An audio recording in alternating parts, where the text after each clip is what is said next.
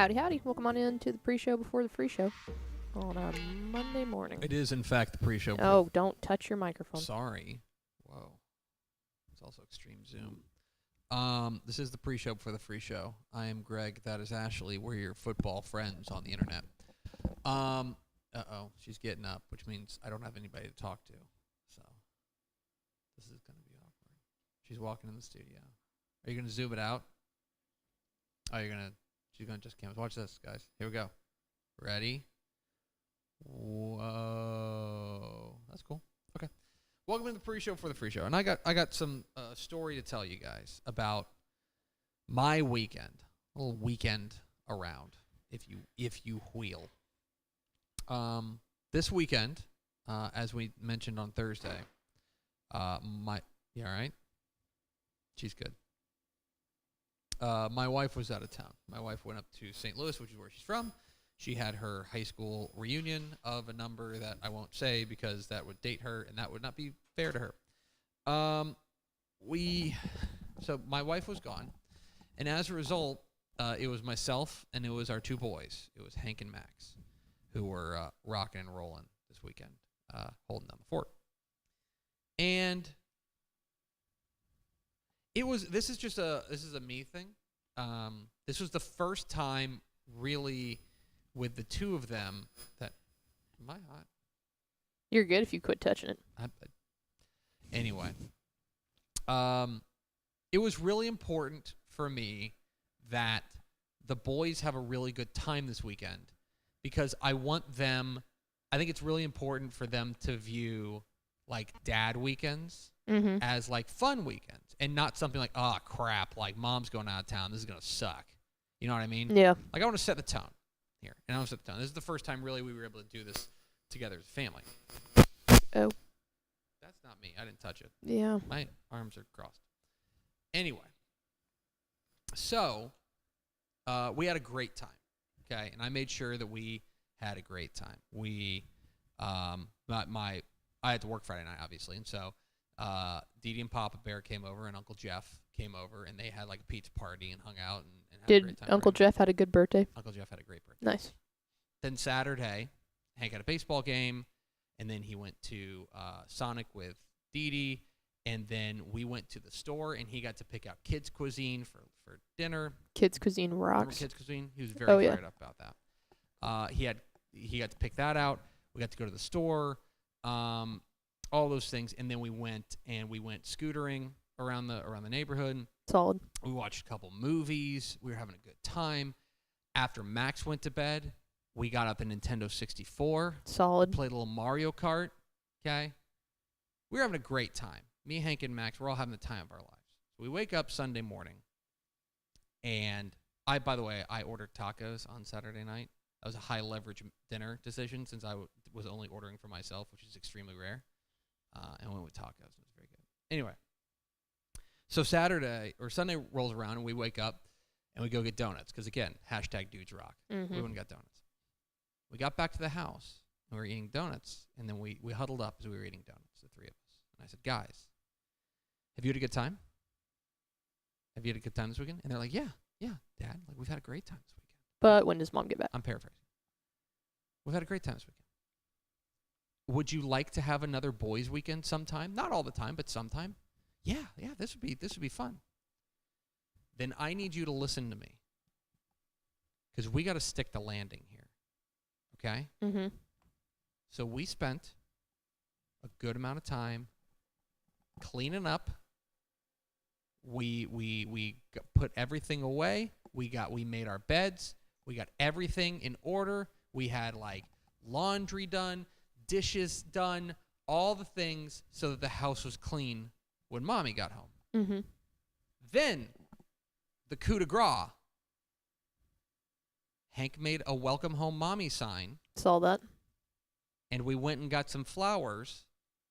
And so when we went and picked up Mommy at the airport, her boys were there holding a sign, says welcome home Mommy, and flowers. Well done. And so I had to make sure, because I'm fighting a battle on two fronts, I got to make sure the boys have a good time. And also, I've got to make sure that my wife doesn't, trusts me with this kind of responsibility again. Mm-hmm. That she doesn't feel like, oh, God, I can't leave. Because Dudes Rock weekends are excellent. We had a great weekend.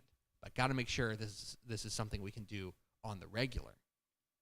And I think we stuck the landing. I'm very proud of the boys. We came together as a team when it mattered the most. And came together with we made the plays when the plays needed making. I'm proud of y'all. And I thought that I was proud of their efforts, proud of their hustle. Mm-hmm. All that prep work paid off. And I think we may have earned ourselves another Dudes Rock weekend down the stretch. That's good. Down the road. So I'm mainly happy for Jen. yeah, she gets to get away. She Yeah. wants to. She had a great time too. But Good. More importantly, the dudes. It's always about the dudes. The dudes did rock. You have to admit. Pretty Dudes Rock weekend. Something like that. Anyway, hit the theme, Expo.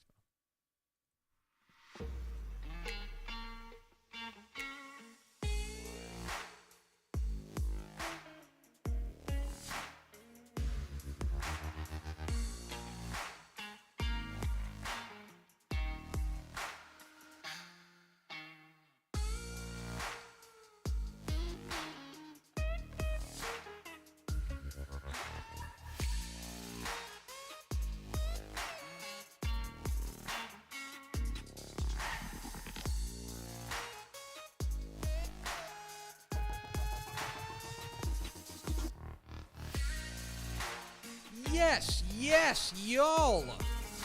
From the new Dave Campbell's Texas Football Mothership here in beautiful, scenic, crime-free Louisville, Texas. It is Texas Football Today, a show on the internet. My name is Greg Tepper. I'm the managing editor of Dave Campbell's Texas Football Magazine and TexasFootball.com. Thank you for spending part of your day with us. Whether you're watching us live, TexasFootball.com, Facebook, YouTube, Twitter, all the places, or you listen to us on the podcast, which you can subscribe to on the podcast vendor of your choice. Either way, thank you for doing your part. Support your local mediocre internet show. I am sitting over there at the helm today, making us sound good. She is the Duchess of the Dorks, Miss 305. Were you eating a turkey leg this weekend? It's actually pickle. I wasn't. Mallory you was. A photo of Mallory. Yeah. Yeah, Mallory was. On a turkey leg. Mallory was in on that turkey leg. It was very good. I did have a bite of it, and it was very good. At the Denton Arts and Jazz Fest. Yep. Was that a good time? Oh yeah, one of my favorite events of the year. So it was good. You guys were partying hardy. We weren't, but we did listen to some jazz. There was a turkey leg involved. I was going to say, yeah, it was a turkey leg and jazz. So I guess, yeah. Name a party with a turkey leg and jazz that has ever sucked. That's fair. Can't do it. Today is Monday, October 7th, 2024, 52 days until Thanksgiving. Happy birthday. Next time we do this, it'll be under 50 days. Let's go. Oh, and next time we do this, we'll be able to count weeks. Goodness. Like on Thursday, it'll be 7 weeks from Thursday. That is simultaneously incredibly exciting and also, whew. I don't have a great birthday for today. If you have somebody who's having a birthday? No. Okay, happy birthday to Mookie Betts then. Okay. It's episode 1805, I think. Yep. Yeah. On today's show, folks, big show. Big Monday show.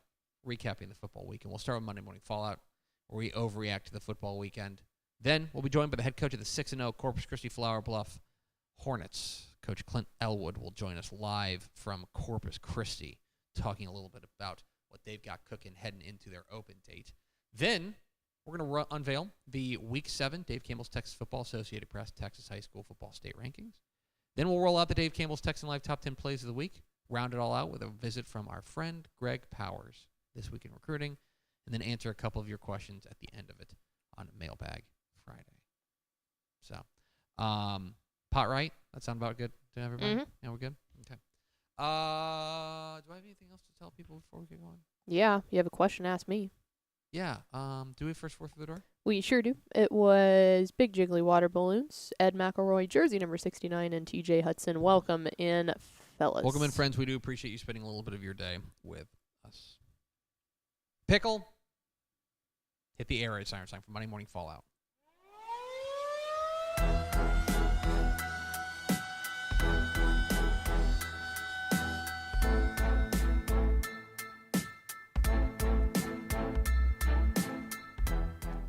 Monday Morning Fallout.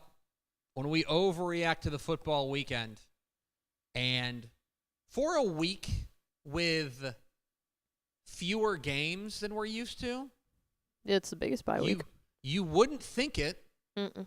just based on what we saw. Let's overreact to it. Start with my opening kick.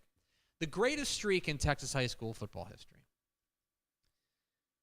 There's a couple of different streaks that I think you could point to as far as being the greatest streaks in Texas high school football history. Salina won 68 games in a row from 1998 to 2002. That's pretty remarkable. Allen won 84 consecutive regular season games from 2012 to 2021. That's pretty remarkable. I would also say that probably Lake Travis winning 5 state championships in a row, is probably like the chief challenger. Yeah. But I think it is time to acknowledge that Alito's 123-game winning streak in district play is the greatest streak in Texas high school football history. Yes. It is astounding. Since 2007, they have not lost a district game. They have been perfect in district play. No slip-ups, no falling short. They have been perfect in every way. I am not here to tell you that their district has always been this, District 11 6A, District 23 6A type thing. They've had some teams that they're just a lot better than in their district. But that's the same for a lot of these contenders, right?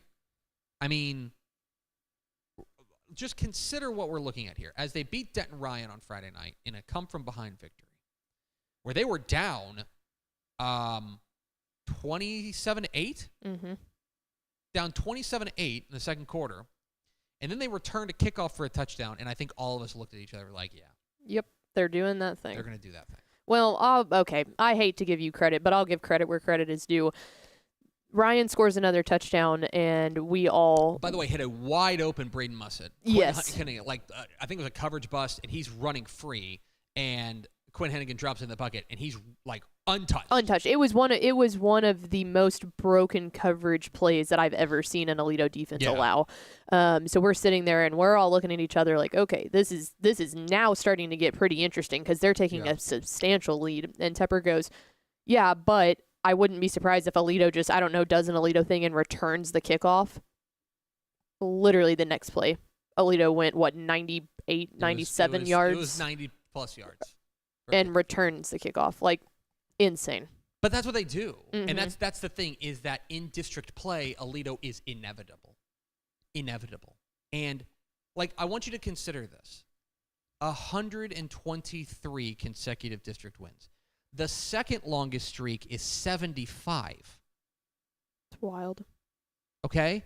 It boggles the mind. And I think it's time to call a spade a spade. With their win over Denton Ryan, they still have to play Richland, and Richland's going to be tough. But, it seems unlikely that they're going to lose a district game, which means they will go into an 18th year of this streak, which is just a shock. The streak can vote. It's a shocking statistic, and I think it's just the strength of that program, and I think it's the greatest streak in Texas high school football history. Game of the week. Atascocita 42, Summer Creek 39. Don't you love that when we tell people that this is the best game of the week and that it's going to be a certified banger, and then the teams do what we needed them to do? We run into this every once in a while, you and I specifically, is when you try to get normies into watching high school football, and you say, watch this game. This game's going to be great. This game's going to be great. And sometimes the game is not great, and they're like, why did you make me watch this? Right? This was a game that, we wanted all the normies to watch. And then it delivered. It didn't look like it was going to deliver as Atascocita runs out to a 35-7 halftime lead. But Summer Creek, second half, they shore up the defense and come all the way back, by Blake Thomas, and take the lead with, under 3 minutes to play. It looked like it was over at the end of the first quarter. Oh, my God, yes. Especially considering Summer Creek hadn't given up a point all season. But Summer Creek comes roaring back to take a 39-35 lead. But scored too fast. As they march down the field, Carde Mack, an assassin on that final drive, marches them down the field. And Torrey Blaylock finishes it off with a go-ahead, eventual game-winning touchdown with 12 seconds left to remain unbeaten and to continue what has been, what now is perhaps the most remarkable, the best resume in Texas high school football.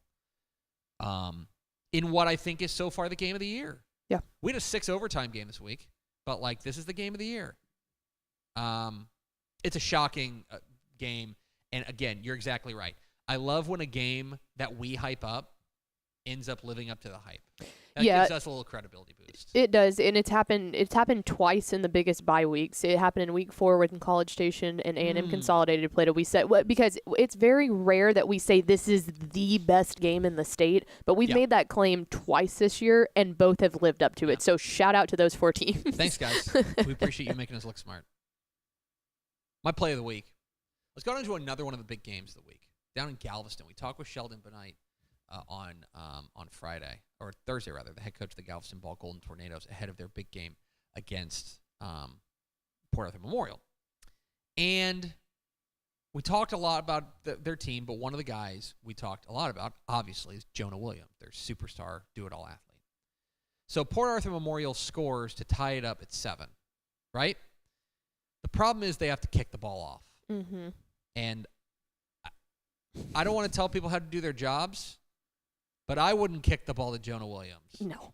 Because here's what happened. Is tied up, notched up 7-7. So we're going to go Port Arthur Memorial kicker going to boot it. And about 1 yard or 2 yards just outside the end zone is Jonah Williams. Jonah Williams! He is going to take it all the way! And there you're seeing why Jonah Williams is as he kind of daps up the UT Longhorn coaching staff. Jonah Williams houses the kickoff return, and they don't trail again. And it's never tied again. They end up beating Port Arthur Memorial pretty handily. 2 things on that play. 3 things on that play. 1, what a great atmosphere down there in Galveston. Mm-hmm. Really cool atmosphere down there at Kermit Coryell Stadium. 2, it is pretty dope to score a touchdown and run past Steve Sarkisian and his staff and be like, hey, did you see that? I did this thing. Hey, that's why you recruited me. That's pretty cool. The other thing, he is one of those rare talents that makes everyone else look like they're standing still. Mm-hmm. Like, he doesn't look like he's running hard. He just, glides, and it's just, unbelievable what he's able to do. Jonah Williams with my play of the week. It's time for the Dudes Rock Dude of the Week. After in a real Dudes Rock weekend, Oh, jeez. a guy who could have come over and eaten some kids' cuisine with me and the boys. Max was kind of lukewarm on it. He liked the brownie. Oh, Max. This is the same kid that doesn't like mac and cheese. I'm getting concerned. I'm going to have a Monday morning fallout on Max. We got a lot to overreact to. Houston Yates quarterback Chris Brown goes 16 of 17 for 384 yards and 4 touchdowns passing. But you're thinking, certainly that's all he did, right? No. Instead, he decided to add on 4 carries for 75 yards and 2 touchdowns on the ground. Pretty good. I don't want to look. I'm no expert, but I want to tell you that if you're able to do that, you're doing things pretty well. Who'd they beat? I want to make sure I get this right. As Yates rolls to a victory last week, they're now 4-2 on the year as they beat Houston Cashmere 60-0. Big win. And Houston Yates quarterback Chris Brown, my dude of the week. And now it's time. Another week of the NFL season has gone on. Did you stay up late and watch the Cowboys? Okay, so I had to explain this to our intern Sam earlier. I did, in fact, stay up late throughout the remainder of the Cowboys game, but I did, in fact, stop watching when the fourth quarter happened because after that second interception, I was just done. So I wanted to see what the final was, but I couldn't physically watch it with my own eyes. And so the NFL season, or the NFL season keeps cruising along. We got a Monday night game tonight, but we, of course, had to catch up with our chief NFL insider, my mom, with the NFL Minute. Hi, this is Tep Mom reporting the NFL Minute. Jacksonville won over in Indianapolis 37-34. So these players are on Jacksonville from Texas high school football. Wide receiver Devin Duvernay from Saxe High School. Offensive lineman Walker Little from Episcopal High School in Bel Air. Offensive lineman Mitch Morse from St. Michael's Catholic Prep in Austin. Wide receiver Parker Washington from Fort Bend Travis. Cornerback Trey Flowers from Converse Judson. Defensive tackle Tyler Lacey also from Saxe High School. And finally, long snapper Ross Matzik from McKinney Boyd. That's it for this week. Have a good one. Thanks, Mom. This kind of incisive commentary that we rely on our chief NFL insider, my mom, for. Legend. Thanks, Mom. It was great. Stock up. Seminole. Stepp and I talked about this week, that we thought that Hereford and Seminole was a game that I think had an opportunity to both teams had a claim for being like the quietest undefeated team in the state. Well, Seminole goes out there and beats them 49-17, beats the brakes off them. They're 6-0 heading into district play. And, like, Midland Greenwood is looking good as well, but, like, they look like the favorite there. And Seminole is rolling right now. They're averaging 47 points a game. They're outscoring opponents on average 47-13 each game. Like, they are rolling, is Greg Pointer's ball club. Keep an eye on Seminole. Staying in that kind of neck of the woods, stock down. No defense. It's time to start talking about Canadian. Spoiler alert, they're going to drop out of our rankings. Yeah. And they're now 3-3 on the year. And I don't necessarily, I mean, I do know what's wrong, but, like, I don't know what's wrong. They're 3-3. I don't know if they have a bad loss, Shallowater, Sunray, and Bushland, but it's the way that they're playing right now that has me really concerned. They're giving up 40 points a game. You just can't do that. They should not have lost the game against Sunray. No, I mean, that's too much of a classification. I think they threw 6 interceptions in that game. They can't do that, and against a good team. That's a 2A team that normally Canadian just kind of squashes. It is. I'm concerned, and like the streak that they have of like making the regional final, like what is it, like 8 of the last 9 years or something like that, in real peril, especially because Wall I think is playing really really good ball right now. They get an open date. I think they need it before they get into a district play where I think they're going to be favored in every one of their games. They're like, if you're asking me what they're probably going to finish, I bet they'll finish 7-3, but in district champions. But I don't know. There's some concerning numbers, especially on the defensive side for Canadian. Now it's time for the Matt Stepp. He got that dog in him player of the week. Hang on, sorry. And now it's time for the Matt Stepp. Yeah. He got that dog in him player of the week. And now, the Matt Stepp. He got that dog in him. Player of the week. Hey y'all, Matt Stepp with Dave Campbell's Texas Football here in my office, watching the Dallas Cowboys at halftime. Hopefully they'll get a win in the second half, but not super confident.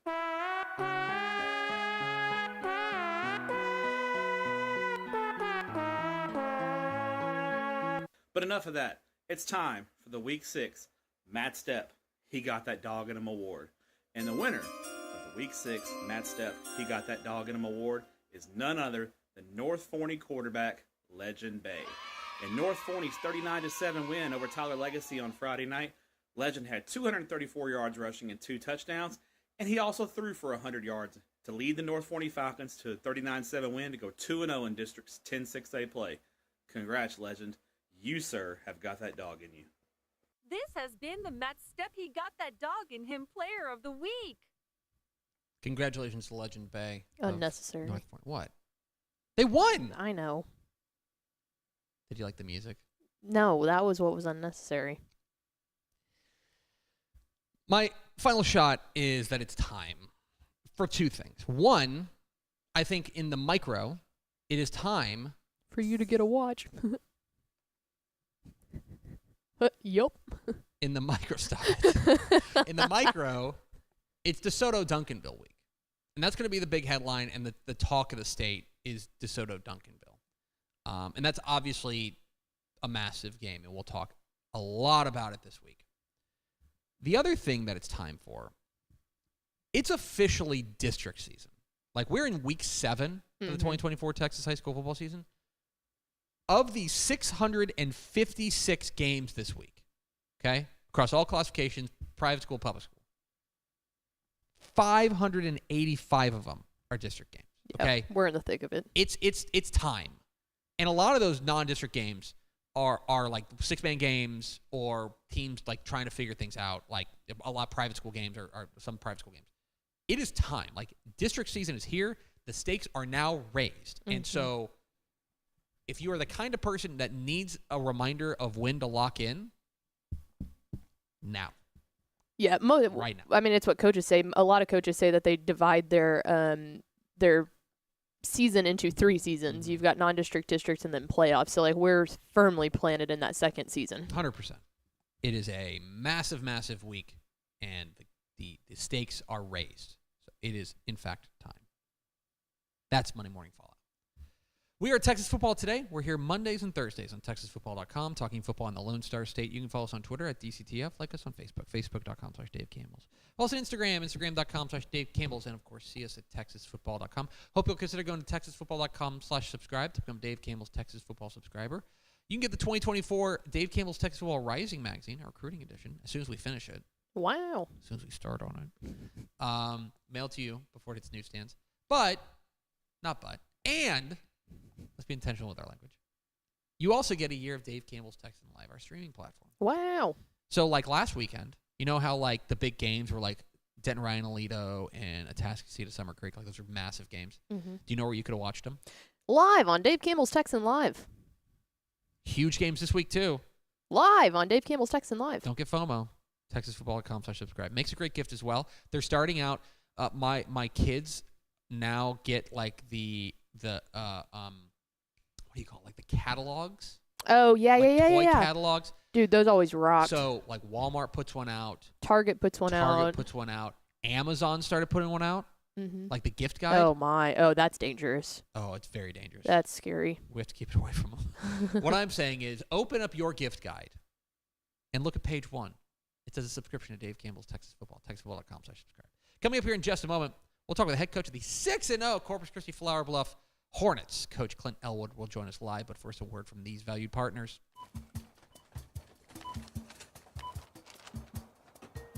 30-yard line, the 20, the 10, touchdown! Hi, I'm Jennifer Potter, Executive Director of Be Well Texas. Too many people are struggling alone these days, and alcohol and drug deaths are increasing. We started Be Well Texas to offer high-quality, science-based addiction treatment and recovery services anywhere, even at home. We provide compassionate, caring support virtually or in person. In many cases, there is no cost for treatment if you don't have insurance. Really. Welcome to Be Well Texas. We're glad you're here. Hey DFW residents, get your grocery essentials in minutes, not hours or days, with Wing Drone Delivery. Forget about last-minute trips to the store when you need things like cereal for breakfast before school, medicine for a cold, or snacks for a movie night. Wing's drones get you quick, no-contact delivery in as fast as 15 minutes. Say goodbye to last-minute grocery runs and say hello to more of your valuable time. Sign up today. Back here on Texas Football Today, I'm Greg, that's Ashley. And Pickle, let's go to the hotline. We are pleased to go down to Corpus Christi to talk to the head coach of the 6-0 Corpus Christi Flower Bluff Hornets. We're joined by Coach Clint Elwood. Coach, how are you? Hey, I'm doing well, man. Thanks for reaching out. Absolutely. How are things in Corpus Christi? Sir? How are things in Corpus Christi? Oh, going well. Our guys are working hard, and we've been real fortunate this season, but trying to stay healthy and trying to do things right. Well, you guys are doing everything right these days. You guys are 6-0 to start the year with a big win on the road this week at Weslaco East, a real critical game there. It's a matchup of unbeatens. I am curious you guys are 6-0. I think Weslaco East, when I look at the teams you've played, was at least one of your biggest challenges to date. What do you feel like maybe you learned about your ball club this past week against Weslaco East? Yes, sir. Well, we talked about how important each game is, and they understood how good Wesco East is, and they are. They're very well coached. But we told them to, they always got to be ready for. We get everyone's best every week, so the expectations don't change. But we understand that we're fortunate to be in this position. So keeping it, during the week, we tell them that. We're scoring points during the week and keeping points off the board defensively during the week, and then Friday. It should be the time where it comes all together, but they've been working their tails off. You guys also, I think it's worth mentioning, you guys were road warriors in this one. For those who are unfamiliar with the geography of Texas, Corpus Christi and the Rio Grande Valley, not close. So how do you feel like your guys handled the travel aspect of it well? Because that's a bit of a haul for you guys. It is, and we talk about it all week long, and so it's not something that we just throw on them, and we tell them about the process. And our coaches are very, very organized, and we try to run the program with as much organization as we can, and with the expectations at the very top. So we're always talking about these kind of things and how we use them to as a strength instead of as a distraction or weakness. Clint Elwood, the head coach of the Flower Bluff Hornets, here joining us on Texas Football Today.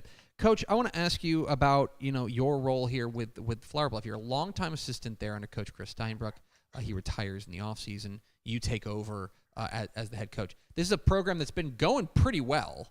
This wasn't a fixer-upper. And so I'm curious how you kind of balance taking over a program that's in a good shape while also still kind of putting your own stamp on the program. How have you kind of managed all of that? Yes, sir. Well, it's like everybody says, if it ain't broke, don't fix it. So this is my 16th year here. And so I'm just taking everything that I've learned from Coach Steinbruck and then Coach Anders before him, and taking all those positives and all those traditions and keeping those at the forefront, and then looking at what we got and what we have coming up from our sub-varsities and all the way down to junior high. And we're just constantly making adjustments for making sure that we're doing things that put our guys in the best position to win ball games and positions on the field and all that good stuff. The guy that I think it's fair to say everybody wants to talk about is your quarterback, Jaden Pelucio, who's just been absolutely spectacular to start the year. 24 touchdowns against just 3 interceptions, completing more than 77% of his passes. This is a guy that when we get highlights in, they're always a joy to watch. But you're the guy who knows him best. You're the guy who coaches him every day. What is it about Jaden Pelucio that really sets him apart? Well, first of all, his work ethic is unbelievable. He's a student of the game, and so he goes home and he does a lot of homework as it is, and so he's able to be like another coach on the field, and it's important to him, and he loves what he does. And then also, he's got a lot of experience. He's been on varsity since his freshman year. And so Nash Villegas was the quarterback in front of him, and so he learned a lot from Nash. And then having the experience of being able to be part of fortunately, we've been able to get in the playoffs every year and make a good run. And so him and a handful of others coming into their senior season, they've had so many playoff games that they've maxed out as if their senior season hadn't been done, so having a chance to play in so many postseason games, that has helped with his experience as a quarterback, and then understanding our offense coordinator, Coach Brian Baker, does a wonderful job offensively. And so being on the same page with Coach Baker, once again, he's like a coach on the field. He understands the adjustments and does really well. So his football IQ is through the roof, and everyone loves to rally around that guy. The other side of the ball, it ain't exactly chop liver either. This is a team, last year, you guys were a good defensive team, giving up about 22.5 points per game. You guys are giving up 12 points a game, and you've faced some pretty high-powered offenses and kind of, held them in check. What have you seen from your defense so far during the 6-0 start that has you most encouraged? Flying around to the football, so we always talk about understanding your role on defense, and we try to up their football IQ as well. But one thing we always look at, and what we do weekly, is we look for those who are flying to the football versus loafs, and we keep track of that every day in practice. So if they're not around the football by the time the whistle blows, then they know they're going to hear it from us, because the more we surround the football with as many guys as we can, we get there with bad intentions, and so harping on getting to the football no matter what, it just allows us to play better. And our defensive line played really good the other night. They were flying sideline to sideline. So with them understanding that being a good defense is more than just looking the part, they have to multiply themselves, and we want the opposing team to feel like we're playing with 13 guys just based on their effort. And finally, Coach, I learned long ago that you don't call them bye weeks, you don't call them off weeks. They're just open dates. Because I know there's work to do in your open date. You guys will not play this week. It's probably the best way, the best way I could put it to keep the fewest number of coaches mad at me for saying it. What are you guys hoping to accomplish this week, knowing that the work doesn't stop? It's just a break in the action. That's right. We're going back to boot camp days. And so what we did in the spring is we have our boot camp, our champ camp. And so we treat this week just like that. We're 1,000% dialed in on getting better. And our coaches watch all the film and all the good stuff. We had a bunch of a couple staff meetings going into this week. And we know where our flaws are right now. So we're attacking this as if we were going through boot camp, and just to make sure those kids understand that this is an opportunity for us to keep getting better and take every advantage that we can. Take the time this week to make sure that we fix whatever we have to fix. He's Clint Elwood. He is the head coach of the undefeated 6-0 Corpus Christi Flower Bluff Hornets. Coach, we sure appreciate your time. Congratulations again on the fantastic start, and looking forward to seeing what you guys do in a couple weeks. Yes, sir. Thank you very much, bud. You have a great day. Absolutely. You as well. There he goes. Clint Elwood, head coach. Corpus Christi Flower Bluff joining us here live, Texas football today. 6-0 serious business, and to go on the road in a matchup of unbeatens against a good Weslaco East team and to really squash them. 49-14, it was not a fluke. No. They dominated them in a lot of ways, and to go on the road and do that is heavy stuff. They're going to be pretty heavy favorites the next couple of weeks. They open date this week, and then two teams that I think they're going to be favored over. But the last two games in district play are PSJA North and Corpus Christi Vets. Now, I think that Vets may be a little bit down this year, or at least relative to their standard. But that game against PSJA North in Week 10 is big-time stuff. Where is that game? That game it's in Corpus. So that's a big, big, big game. Circle your calendars for Week 10. November 1st is a big, big game for Corpus Christi Flower Bluff. They are unbeaten right now under first-year coach Clint Elwood. We appreciate his time. We are Texas Football Today. We're here Mondays and Thursdays on TexasFootball.com, talking football in the Lone Star State. You can follow us on Twitter at DCTF. Like us on Facebook, Facebook.com/Dave Campbell. Follow us on Instagram, Instagram.com/Dave Campbell. And, of course, see us at TexasFootball.com. Pickle. Mm-hmm. Hi. I was putting up your lower third. I thought that's what you wanted. What do you want from me? It's time to roll out the Week 7 Dave Campbell's Texas Football Associated Press Texas High School Football State Rankings. These are the official rankings of Texas High School football. We are the official rankings provider of the Associated Press, have been for about 5 years now. And, we take these very seriously, assembled by the Dave Campbell's Texas football staff. Again, for a week with a lot of open dates, and you'll see those kind of scattered hither and yon, especially in a couple of these, there is some movement. There's some pretty significant movement in the rankings that I think is going to be interesting to watch. So let's roll out the Week 7 Dave Campbell's Texas Football Associated Press Texas High School Football Rankings, starting with Class 6A, where the big headline is, of course, Atascosa's win over Summer Creek. That vaults them to number 5 in the state, up into a top 5 position behind Duncanville, North Shore, North Crowley, DeSoto, and now Atascocita. Summer Creek tumbles to 8th in the rankings, so they basically flip-flop 5 and 8 there. Everyone else more or less was a winner. Euless Trinity, despite not playing, it's very Texas of them. Like, they didn't play, but they vaulted up. They moved from 25 to 21 in the rankings. It was a shootout win for Cibolo Steel over East Central. They remain the same at number 20, at number 21. Denton Geyer falls from number 20 to number 23 after their loss to Coppell. San Antonio Brennan remains the same at number 24. And new to the rankings, as Cy Springs crashes out of the rankings with their loss to Bridgeland. New to the rankings, the Oilers of Pearland, who are 5-1 after their win over rival Pearland Dawson. There it is, your Class 6A top 25. To 5A we go, where there is a new number 1 in 5A Division 1, and new boss, same as the old boss. The Aledo Bearcats return to the number 1 spot in 5A Division 1 after their come-from-behind win over Denton Ryan. Frisco Lone Star up to number 2, and A&M Consolidated up to number 3. Denton Ryan tumbles from number 1 to number 4 in the rankings. Everything else more or less the same until you get to number 10. Port Arthur Memorial loses to Galveston Ball. That opens up a spot in the rankings, which is filled by Lufkin. The Panthers of Lufkin are the number 10 team in Dave Campbell's Texas football, 5-1 after the win over Beaumont Westbrook. To 5A Division 2 we go, where the top 8, nothing to see here. Port Neches Groves, South Oak Cliff, Alamo Heights, Texas High, and Argyle are your top 5. By the way, P&G, they just keep beating the allegations. They beat Huntsville 24-21, and Jeff Joseph is now 12-0 in one-score games there at P&G. But Huntsville crashes out of the rankings with their loss to P&G, and Melissa crashes out of the rankings with their loss to Lovejoy. New to the rankings, number 9, Lovejoy cracks the rankings at 3-2 with their win over Melissa. And in the number 10, the undefeated 5-0 Montgomery Bears, who got a big win over Montgomery Lake Creek. Keep an eye on Montgomery in that same district with P&G and with Huntsville. Very, very interesting to keep an eye on the Bears. To 4A we go. 4A Division 1, where Stephenville loses to a team from Louisiana, Ruston, Louisiana. And normally with a situation like that, we kind of like measure things.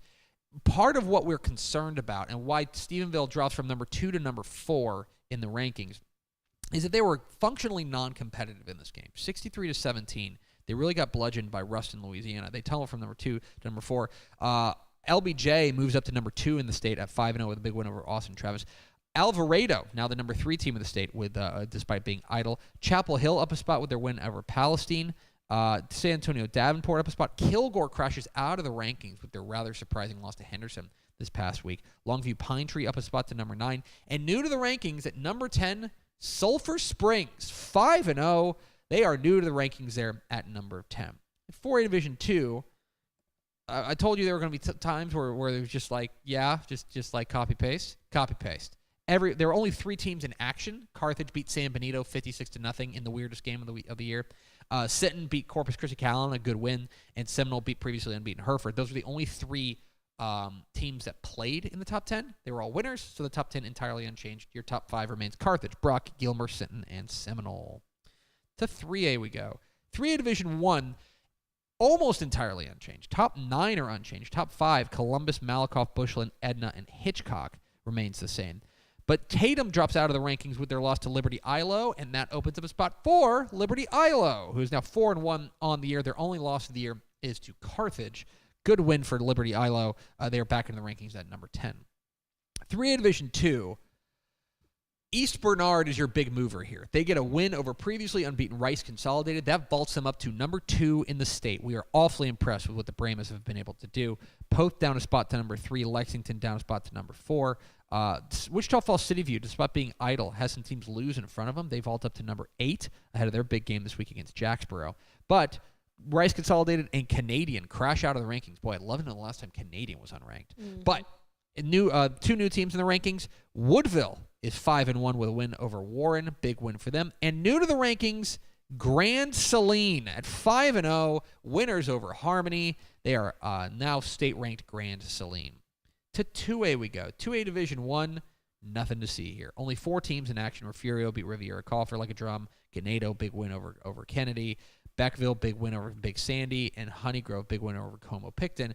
That gives you a chalky 2A Division 1 rankings. Top 5 remain unchanged.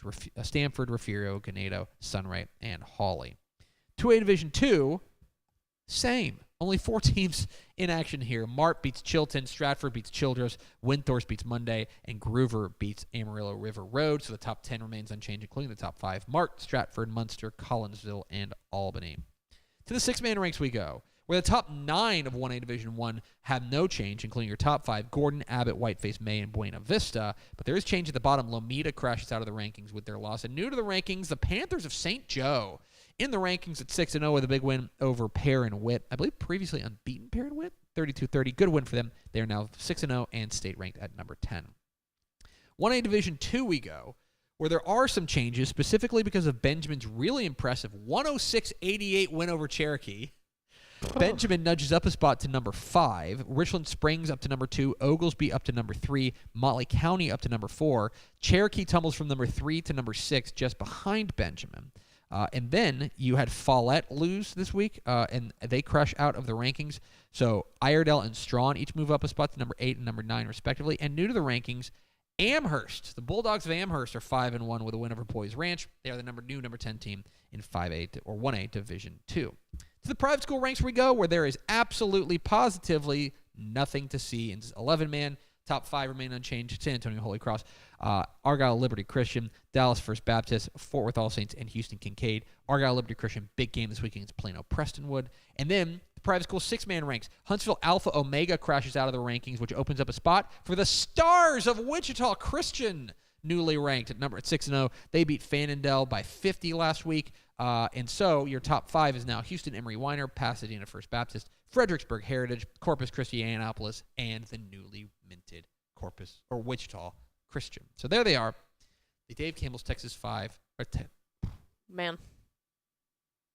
You didn't say top 5, just 5.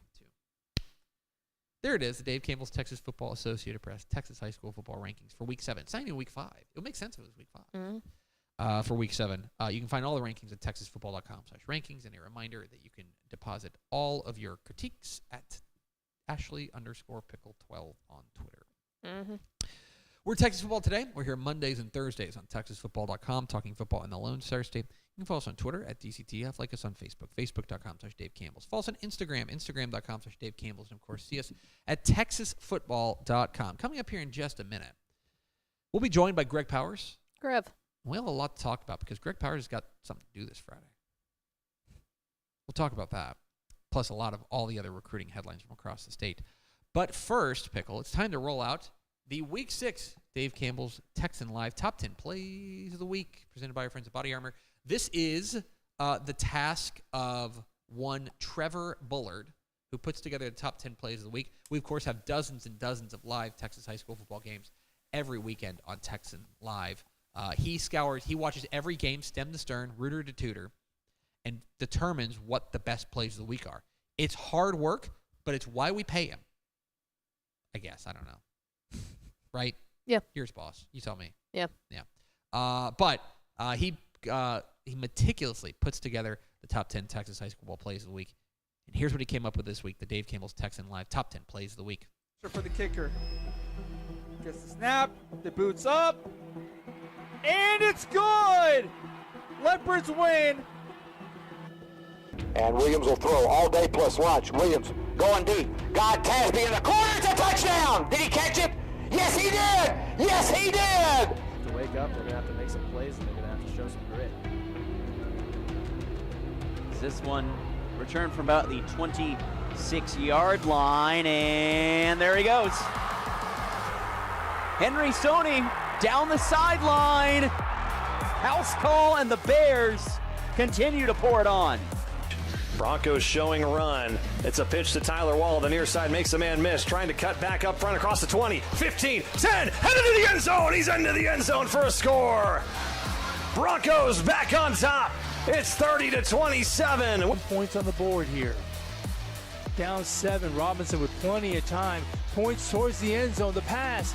And it's caught in the end zone. Touchdown Eagles. And that is the exact call. It's a draw for Falden. And Falden's got plenty of room and blockers. Falden to the opposite side of the field. Still going inside the 20. Falden.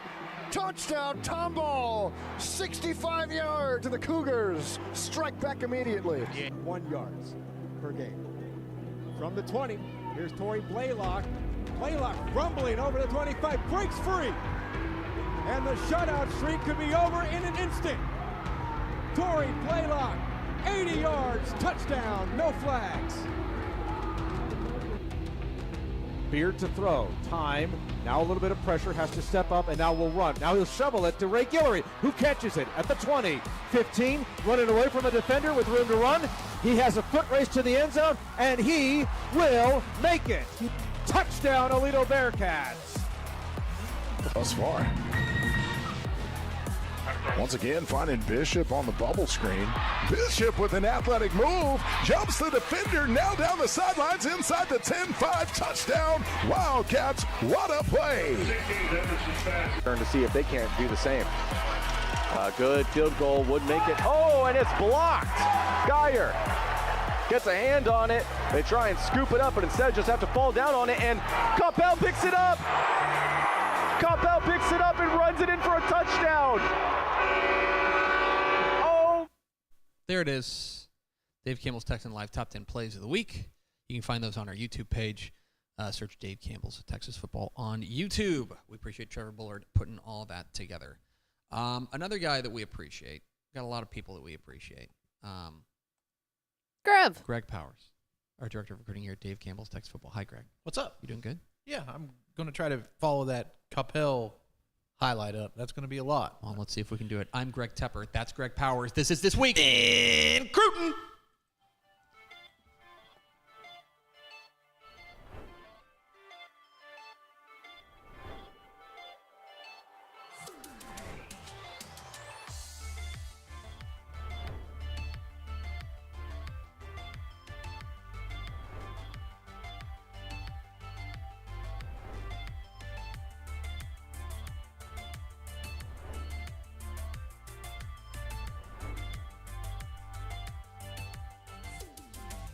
This Week in Recruiting with Greg Powers, our director of recruiting here at Dave Campbell's Texas Football. Follow him on Twitter at GPowersScouts. He has fine work at TexasFootball.com/recruiting. And, of course, this is brought to you by our good chicken friends at Chicken Express. Chicken Express, you know what's throwing me off is the weather, because, like, it's unseasonably warm right now. I mean, I shouldn't say that for Texas, right? It's always like... It is hot, though. But it is, even for, right, I'm not crazy, right? For October 7th. No, it's supposed to be in the 90s this weekend. That's crazy.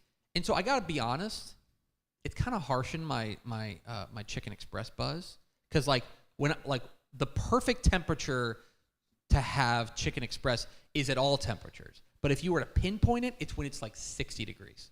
Yeah, I think Thanksgiving weather is like the perfect. Texas Thanksgiving weather. Yeah, Texas Thanksgiving weather. I have a Chicken Express hack that I've discovered. Oh, see, this is why you tune in. We should be charging for this, like content. You know I'm a big gravy guy. As a matter of fact, last time we talked about it, after we came out of the studio, I said, if you're not getting gravy on your pinky finger on the side of it when you're dipping the Chicken Express tenders, then you're not doing it right. I think fact check true. I tossed them in buffalo sauce. You tossed the chicken the Oh yeah. And the Chicken Express tender with buffalo sauce. That might actually chef's kiss. You know, I'm telling you, like they're like, buddy. You know who would love that more than anyone? Who's that? Mallory Hartley. That girl is a fiend for buffalo sauce. Let me tell you something. It hits, man. Like, because they don't have. You're playing. They're not overbreaded. Like the chicken tastes good. You're playing 7D chess out here with Chicken Express. Yeah, I put this right up with the putting butter on the cinnamon rolls tip.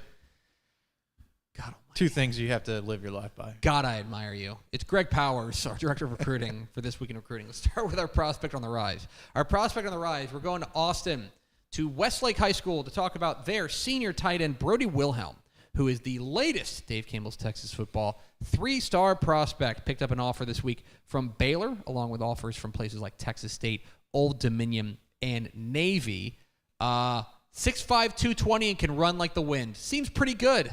Yeah, no doubt about it. And he's very productive. 39 receptions for 663 yards and 7 touchdowns a year ago. Wasted a little time coming out of the gate swinging this year. Scored 3 touchdowns in that first game against Prosper. What I think has pushed his game to the next level, too, is that he's added some good weight to his frame.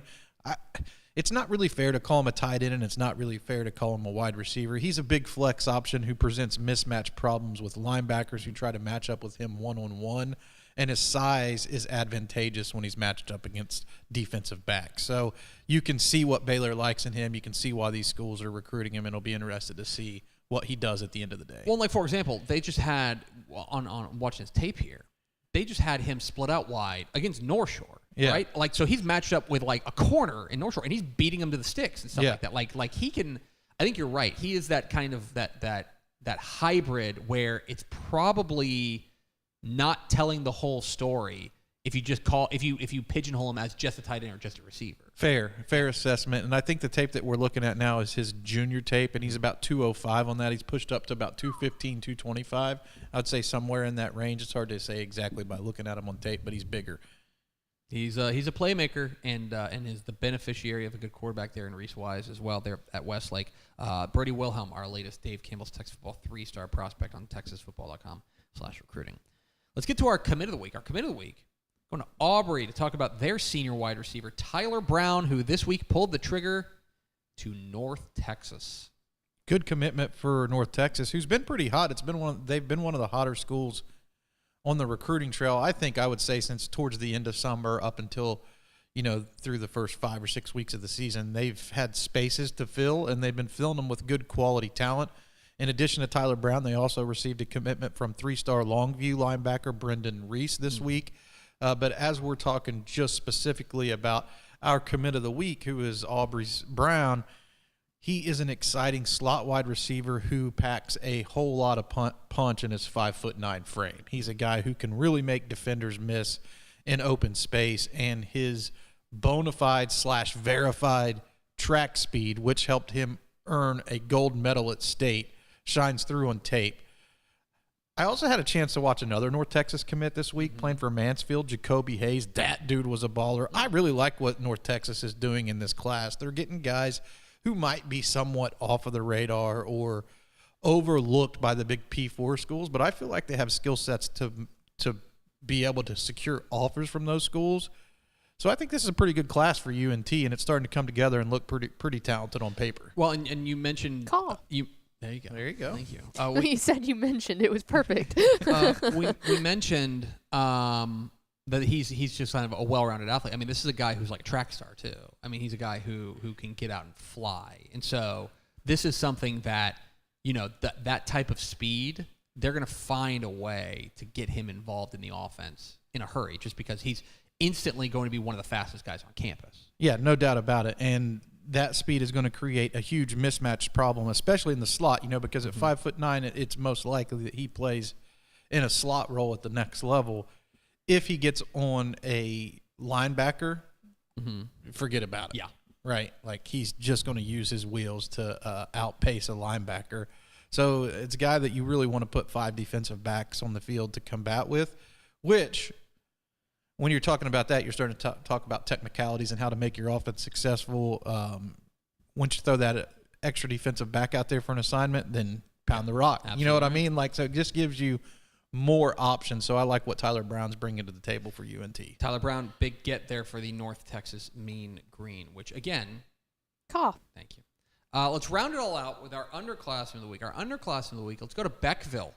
Let's about their junior running back, Jordan Prince. Now, Beckville is no stranger to big-time playmakers. Jacoby Williams, of course, most notably. But they got another one in Jordan Prince, and he's been busy lately. Yeah, for sure. He's had 2 tremendous weeks. He set the school record for rushing touchdowns 2 weeks ago with 6. He said that's not good enough. Let's run it back. I'm going to score 7 touchdowns this week. So back-to-back weeks, he set the school's rushing touchdown benchmark, which is impressive in and of itself. He's a guy that's got half a dozen scholarship offers already. Most of the schools are in-state schools, but his most recent offer is from the SEC in Arkansas. But he happens to be the brother of Texas Tech and former Beckville standout Jacoby Williams, who we thought his absence was really going to set Beckville back. Until a Prince ascends, right? More like Jordan King. Yeah, he's Jordan King now. A Prince ascends at Beckville to lead that offense, and they haven't missed a beat. They're undefeated on the year, and a big reason to that is Prince, who actually he had 544 rushing yards over the last 2 games. Not a huge shocker that he is now over 1,000 yards for this season. He has been an absolute monster for Beckville. There is Jordan Prince, the latest in a long line of great playmakers there at Beckville. Before we let you go, I understand you're going to be a little bit busy this Friday night. Man, I'm busy every Friday night. Okay, but you're going to be especially notably busy this Friday What night. do you have cooking for me, man? It sounds like I'm about to get surprised with I don't something. know. Let's ask our executive producer about this. Dave Campbell's Texas Football Tonight, live, 7:30 p.m., Friday night, starring me, Tepper, and Grev Powers. Let's go. Let's go, dude. I'm amped up. I want to be clear. We love being on the set with Ish. Nah, do we? Okay. I love being on the set with Ish. You got big shoes to fill. But excited to have you in the chair, partner. Yeah, I'm looking forward to it. We have a great slate of games for this week, and of course, it's just going to be fun talking ball with y'all. Yeah. You know what I mean? Like, that's what I do. I like to roll my sleeves up and talk ball, and y'all provide the perfect, comfortable setting to do that. And if you're not tuned in every week to Texas Football Tonight, what you doing? What are you doing? This is all true. That's an honest question. That's not a rhetorical question. No. Like, text me what you're doing instead. He's Greg Powers. He is the fill-in co-host for this week on Dave Campbell's Texas Football Tonight. You can follow him on Twitter at GPowersScouts. He's fine work at TexasFootball.com/recruiting. Thanks, Powers. All right. Do it next week? Do it Friday. Let's do it Friday. All right. Let's do it. Fine. We'll just do like This Week in Recruiting, like mega size. We're not even going to cover the games. We're just going to do This Week in Recruiting. Cruton Corner. Cruton Corner. The whole plane is built out of Cruton Corner. Interactive Cruton Corner this week, maybe. Love it. Let's do it. Let's go over to, speaking of interactive, let's go over to Ashley Pickle for America's second favorite segment. Final thoughts. We got some questions from the people. How much stock do you put into New Diana?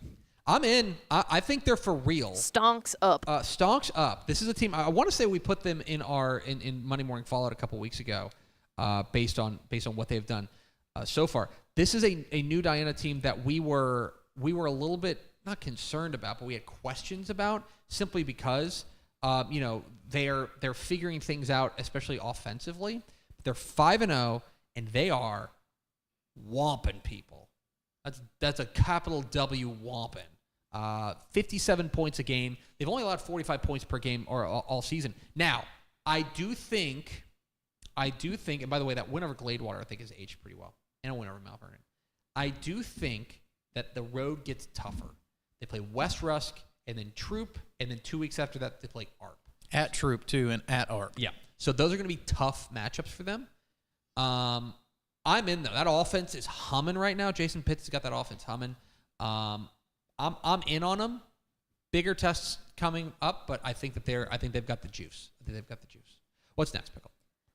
Let's go with, is 5AD2 the most wide open classification in the state? There are serious contenders in all four regions. I agree with that point. I think that there are serious contenders in all four regions, and I do think that makes for a lot more fun. I do think the power nexus is still in Region 2. South Oak Cliff, Port Neches Groves, Texas High, Huntsville, I'm not throwing dirt on. Montgomery is in that as well. I still think Region 2 is the power nexus there in 582. But I think that's exactly right, because I think Randall in Region 3 has looked great. Liberty Hill in Region 3 has looked very good. You got Alamo Heights in Region 4. You got Lubbock Cooper in Region 1. You got threats in all four Lovejoy's regions. emergence too. Like Lovejoy too. Lovejoy's coming on. You can see Todd Dodge's fingerprints all over that squad you right can now. See, you're exactly right. You could see them getting better each week, and that is scary if you are there. But yeah, I mean, you look at up and down. I mean, I'm sorry, I even forgot Argyle. Argyle in Region 1 as well. Like, you've got, I think that's a Region 2 team, but yeah, Region 1, they are. This is 582 is going to be, if you could only. I think I mean this as I say it. I'm going to see if I'm being honest. Yeah.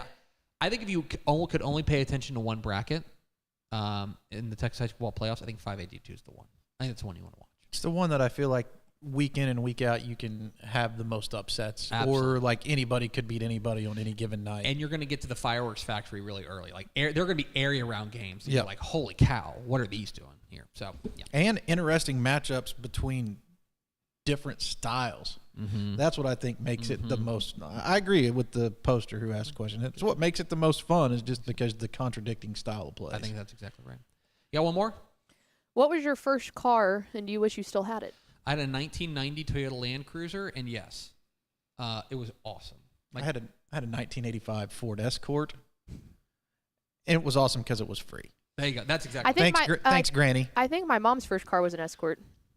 Really? Yeah. Wow. Must be a. I think her 87, 89. She's yelling at me that I don't know that. My dad bought this car from like a guy from church because my brother started driving 2 years before I did, and he was like, I need a car that's just like a tank because these idiots are going to get hurt themselves. And so he was like, okay, I'll buy this Toyota Land Cruiser, which at that time was already 12 years old and had 90,000 miles on it.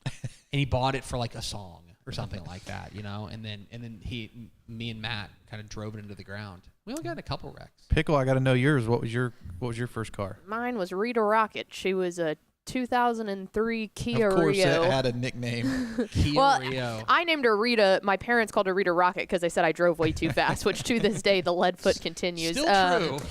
Rita did not have, and you got to remember, I got my license in 2013, I guess. It did not have power locks. It had crank windows. This was the base of the base model, and the best part about it was Chicken Express. When I got to high school, there was a Chicken Express that was built, and that was the only restaurant that was on that side of the bridge in Llano. And so we would frequent there a lot. And when I would pull up to the drive-thru, Rita made a sound that sounded a lot like Chewbacca, very loud. So every time I pulled up, I would go to the window, tell them my order, and then drive around. They were looking up, expecting a big old Llano black smoke blowing truck, and then they would look down and go, "Oh, hey, Pickle," because Rita sounded like a jacked up truck. That rocks. Yeah. The Chicken Express folks knew what to get ready when they heard her coming. Yeah. My dad is really handy and good at fixing cars and stuff like that. He could never figure out what it was. 2 years after we sold that thing, he texts me and he goes, "I finally figured out what it was." I was like, "Thanks, LP."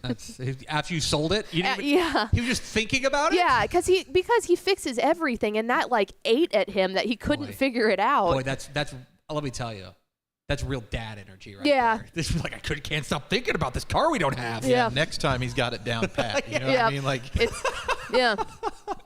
All right. Well, shout out LP. Yeah, shout out real. to Rita Just Rocket. in normal, yeah. Yeah. Just Rita, but Rocket. That's going to do it for us. Thanks for spending a little bit of your day with us. Follow us on Twitter at DCTF. Like us on Facebook, facebook.com/Dave Campbells. Follow us on Instagram, instagram.com/Dave Campbells. And, of course, see us at texasfootball.com. Thanks again to Corpus Christi Flower Bluff head coach Clint Elwood for being our guest, and to Greg Powers just generally. Thanks, dude. Yeah, you're welcome. For Ashley Pickle, I'm Greg Tepper. Vince Young, please get your Player of the Year trophy. We will see you Thursday on Texas Football Today.